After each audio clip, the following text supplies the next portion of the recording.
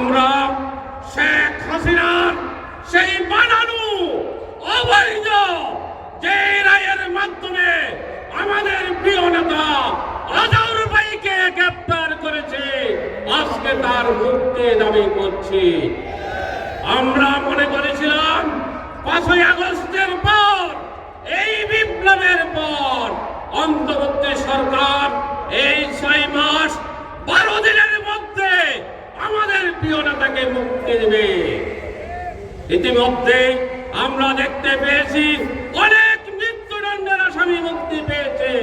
সুতরাং আমাদের আজহার ভাইকে কেন মুক্তি দেওয়া হয়নি?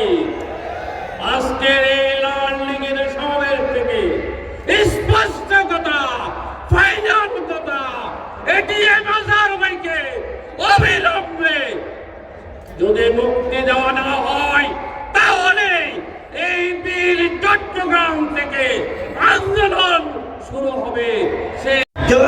যা করা প্রয়োজন সেই কর্মসূচি ঘোষণা করবে ইনশাআল্লাহ। সংগ্রামী ভাইরা,